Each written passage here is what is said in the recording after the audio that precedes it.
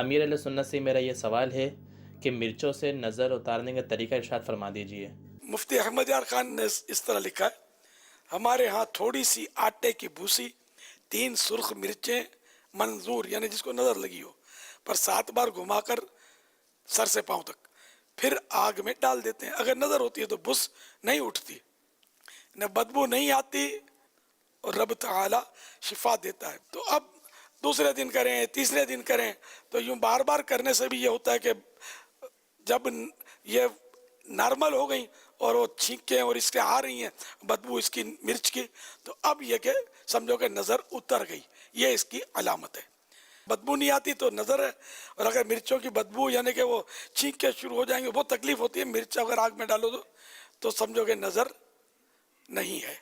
کہ مرچیں یہ اپنی جگہ پر نارمل ہیں، ورنہ وہ نظر کی اس سے یہ ایب نارمل ہو گئی کہ اس کا جو فطری نظام ہے بدبو دینے کا وہ نہیں دے رہی۔ حضرت یعقوب علیہ السلام نے اپنے بیٹوں سے کہا کہ جب مصر میں داخل ہوں تو ایک دروازے سے نہیں جانا، کہ ایک دروازے سے 11 بیٹے یوں آئیں تو یہ نظر لگنے کا ایک چانس ہے، نظر لگ سکتی ہے۔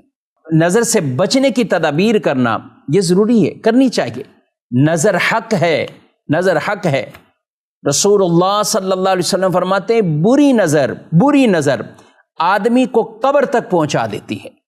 بری نظر آدمی کو قبر تک اور اونٹ کو ہنڈیا تک یعنی دیچکی کے اندر، دیگ کے اندر پہنچا دیتی ہے۔ یہ بری نظر کے اثرات یہ بیان کیے گئے، بلکہ کہا گیا اگر کوئی چیز تقدیر پر بھی سبقت لے جاتی تو وہ نظر ہے، اگر سبقت لے جاتی۔ تو آپ علیہ السلام نے فرمایا کہ سب کے سامنے تم بھائی ایک ساتھ مل کر جاؤ تو تمہیں نظر نہ لگ جائے۔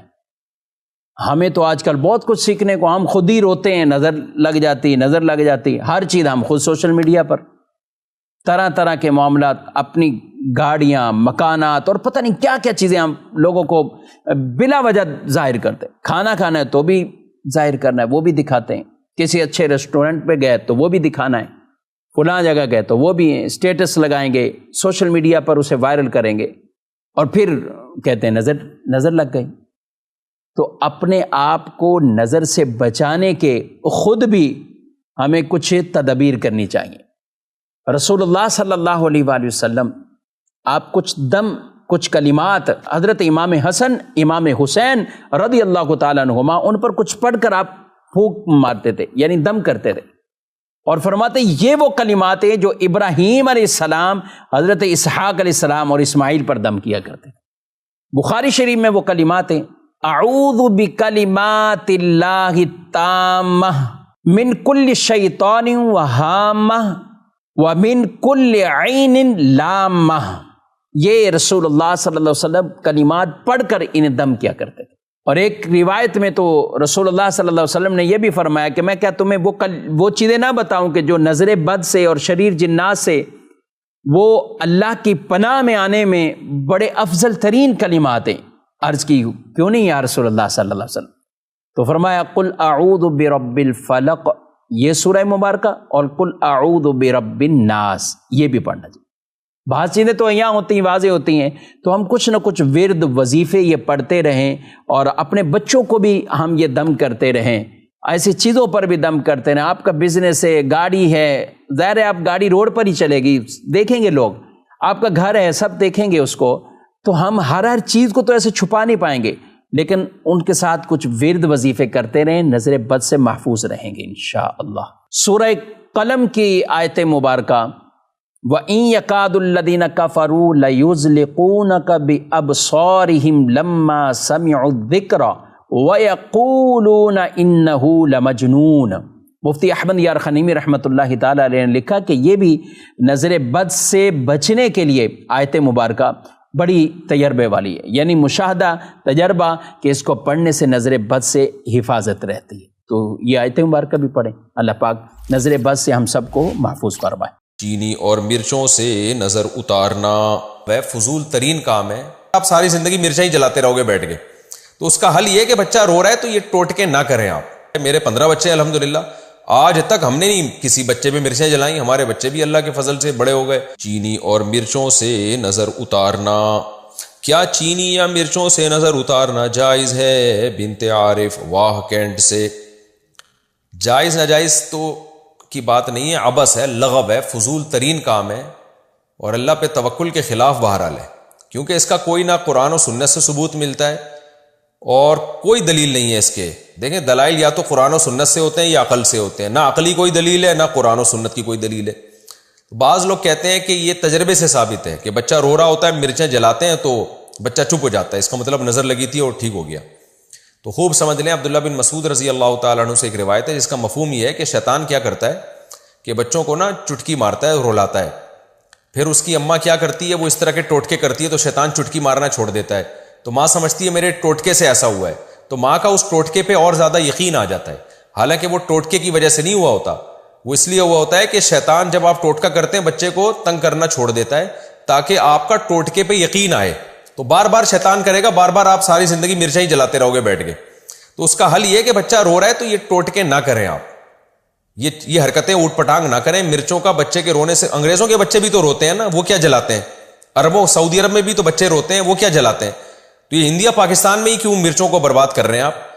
تو یہ فضول حرکت ہے، چھوڑ دیں اس کو۔ میرے اللہ کا شکر ہے، اللہ کی دین ہے، میں تکبر میں نہیں کہہ رہا اور کوئی شو مارنے کے لیے نہیں کہہ رہا، اللہ نظر بد سے بچائے۔ میرے 15 بچے ہیں الحمدللہ، آج تک ہم نے نہیں کسی بچے پہ مرچیں جلائیں، ہمارے بچے بھی اللہ کے فضل سے بڑے ہو گئے، تو کچھ چھوٹے ہیں کچھ بیچ میں ہیں، کوئی بڑے ہونے کی کوشش میں لگے ہوئے ہیں، تو ہر طرح کے بچے الحمدللہ ہیں۔ تو ہم تو نہیں یہ حرکتیں فضول قسم کی، نہ ہم نے کبھی پی لیے کہ جھڑوایا، نہ کبھی جوتے دلوائے ان کے گردن میں، یہ اللہ نے ہمیں ان فضول چیزوں سے محفوظ رکھا ہوا ہے۔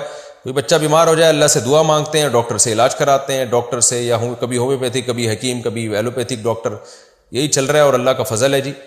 تو اس لیے جو ان ٹوٹکوں میں پڑے گا برباد ہو جائے گا، اور ہم نے دیکھا ہے ہمارے جو ریلیٹیو ٹوٹکوں میں لگے ہوئے ہیں وہ ٹوٹکے ہی ساری زندگی کرتے رہتے ہیں۔ آج فلانے کی مرچیں جل رہی ہیں تو کل سلبٹے گھوم رہے ہیں، پرسوں فلانا عامل آیا ہوا ان کے گھر میں سونگ سونگ کے جا رہا ہے، پتہ نہیں گند کر کے جا رہا ہے وہ عامل ان کے گھروں میں، اور آج فلانے نے کہہ دیا ان کے گھر میں یہ ہوا ہوا ہے، آج فلانے نے کہہ دیا، ساری زندگی عذابوں میں ہی گزرتی ہے ان کی۔ تو اللہ کے پر توکل کرو میرے بھائی، جب کوئی مسئلہ ہو، بچہ بیمار ہے، رو رہا ہے، زیادہ سے زیادہ سورہ فاتحہ، سورہ فلق، سورہ ناس پڑھ کے دم کر دو۔ اور کتنی اچھی دعا نبی صلی اللہ علیہ وسلم نے سکھائی ہے، حضرت حسن حسین پر آپ صلی اللہ علیہ وسلم وہ دعا پڑھا کرتے تھے، اعوذ بکلمات اللہ التامہ من کل شیطان وہامہ ومن کل عین لامہ، یہ نظر سے بچنے کی دعا ہے، یہ دعا پڑھ لیا کریں، بچے پہ دم کر دیا کریں، بس اتنا کافی ہے۔ مرچوں ویسی مہنگی ہو گئی ہیں اور ان چیزوں میں بھی مرچوں کو آپ کر رہے ہیں، تو آپ جلانا چھوڑ دیں، شیطان تنگ کرنا چھوڑ دے گا، ورنہ شیطان تو آپ کو پتہ ہے وہ آپ سے بڑی چیز ہے، وہ پھر ایسا کرے گا نا آپ کے ساتھ کہ آپ یاد رکھو گے، پھر مرچیں ہی جلاتے رہو گے، اور پھر مرچوں سے آگے بڑھائے گا، کہے گا اب کچھ ہو گیا، اب عاملوں کو لے کر آؤ، پھر وہ آئیں گے گھروں میں سونگیں گے آپ کی بنیان اور چڑیاں۔ اللہ نے عاملوں پر یہ عذاب رکھا ہے کہ لوگوں کی بنیان اور چڑیاں سونگتے ہیں۔ نظر سے حفاظت کا طریقہ، نظر لگنے سے بچنے کے لیے کون کون سی حفاظتی تدبیریں اختیار کرنی چاہیے؟ محمد مجاہد مظفر گڑھ سے۔ بھائی ایک تو رات کو دعاؤں کا اہتمام کرنا چاہیے، سورہ فلق، سورہ ناس 3 دفعہ پڑھ کے اپنے اوپر دم کریں، ایسے سورہ فلق پڑھیں، سورہ ناس پڑھیں، پھونک مارا پوری باڈی پہ، یعنی ہاتھ پہ پھونک مارا، پورے جسم پہ پھیر لیا۔ اسی طرح اعوذ بکلمات اللہ التامہ من کل شیطان وہامہ ومن کل عین لامہ، یہ دعا پڑھنی چاہیے صبح و شام، 3 دفعہ پڑھ لیں، 5 دفعہ پڑھ لیں، اور جو چھوٹے بچے ہیں ان کو پڑھ کے بھی دم کر دیں۔ حدیث میں آتا ہے نبی صلی اللہ علیہ وسلم حضرت حسن حسین پر یہ رقیہ کیا کرتے تھے اس طرح سے۔ اور نظر سے بچنے کے لیے کچھ احتیاطی تدبیریں بھی ہیں، کوئی چیز بہت زیادہ اٹریکٹیو ہو، بہت ہی کوئی، یعنی نظر دیکھیں عام طور پہ جب لگتی ہے جب اچانک کوئی اچھمبے کی بات ہو جائے، جیسے آپ سائیکل پہ تھے، اچانک کروڑوں روپے آپ کے پاس آ گئے اور آپ کی بلڈنگیں بن رہی ہیں، تو ایک دم سے جو ہے نا جو کام ہوتا ہے تو لوگ پھر اس پہ نظر لگنے کا خطرہ ہوتا ہے۔ تو اپنی چیز کو آہستہ آہستہ ایکسپوز کیا جائے، آہستہ آہستہ لایا جائے۔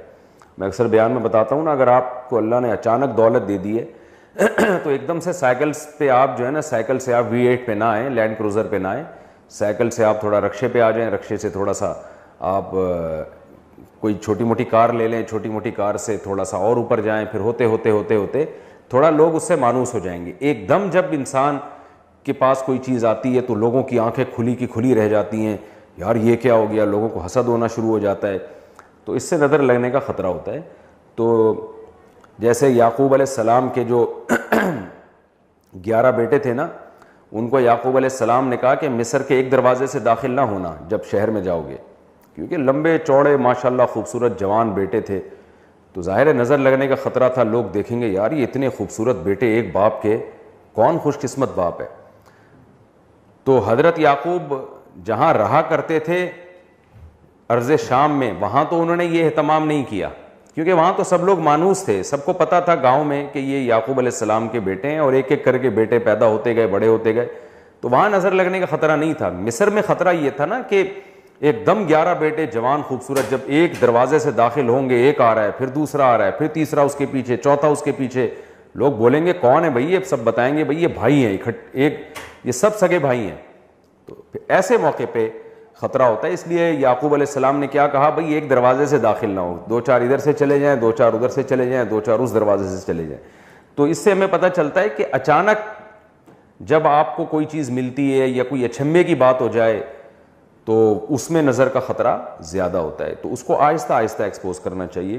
اور سب سے بڑی بات یہ ہے کہ ماشاء اللہ لا حول ولا قوت الا باللہ, اس دعا کا اہتمام کرنا چاہیے. جب بھی کوئی چیز, جب بھی آپ کسی کی تعریف کریں تو بولیں ماشاء اللہ, جو اللہ نے چاہا. یعنی اصل تو قابل تعریف اللہ کی ذات ہے. کوئی بچہ بہت خوبصورت ہے تو بھئی اللہ کی تعریف کریں, ماشاء اللہ کہنا چاہیے. کوئی گاڑی بہت اچھی دیکھیں, تو یہ کچھ احادیث میں طریقے ہیں نظر سے بچنے کے. باقی اس بارے میں وہمی بننا جائز نہیں ہے.